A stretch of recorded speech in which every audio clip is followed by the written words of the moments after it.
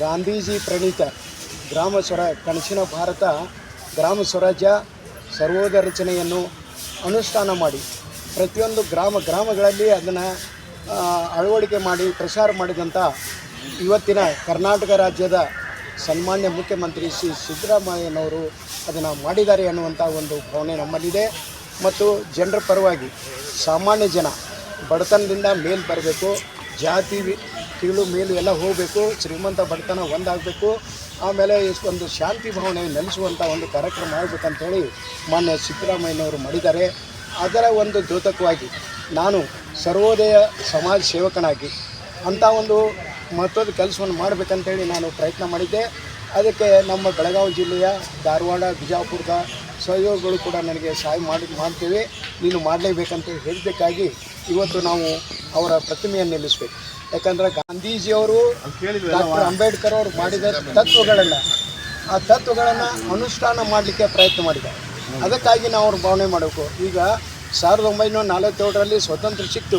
ಗಾಂಧೀಜಿಯವರು ಒಂದನೇ ಯುಗದಲ್ಲಿ ಎಲ್ಲ ಭಾರತವನ್ನು ಸಾರ್ವಭೌಮವಾಗಿ ಮಾಡಿದರು, ಸ್ವಾತಂತ್ರ್ಯ ಆಂದೋಲನದಲ್ಲಿ ಭಾಗವಹಿಸಿ ಜನ ಜಾಗೃತಿ ಮಾಡಿದರು.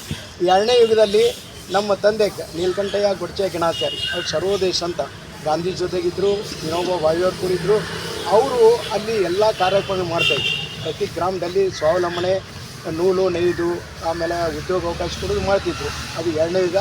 ಇಡೀ ದೇಶದಾದ್ಯಂತ ಖಾದಿ ಗ್ರಾಮೋದ್ಯೋಗ ಎಲ್ಲ ಪ್ರಚಾರ ಆಯಿತು.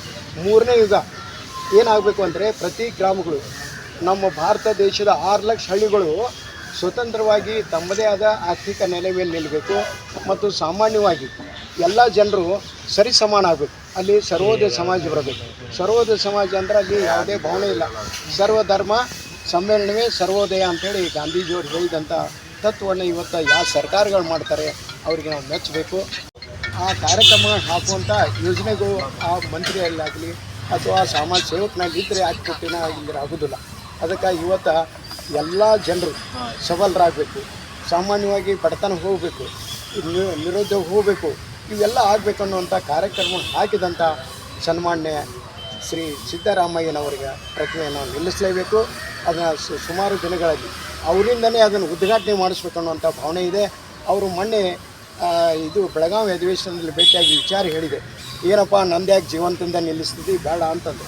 ಇಲ್ಲರಿ ಸರ, ನಾವು ಅವರೆಲ್ಲ ತೀರು ಹೋದ್ಮೇಲೆ ನಿಲ್ಲಿಸೋದು ಅದು ನಮ್ಗೆ ಕರ್ತವ್ಯ ಇರ್ತೈತೆ. ಆದ್ರೆ ಇವತ್ತು ನೀವು ನಿಷ್ಠೆಯಿಂದ ಗಾಂಧಿ ತತ್ವಗಳನ್ನ ನಿಷ್ಠೆಯಿಂದ ಅನುಷ್ಠಾನ ಮಾಡೋಕತ್ತೀರಿ, ಅದಕ್ಕೆ ಹೆಮ್ಮೆಯಾಗಿ ನಾವು ನಿಲ್ಲಿಸ್ತೇವೆ ಅಂದಾಗ ಆಯಿತು ಓಕೆ ಅಂತ ಹೇಳಿದ್ದಾರೆ, ಅಭಿಪ್ರಾಯ ಕೊಟ್ಟಿದ್ದಾರೆ. ಅದಕ್ಕೆ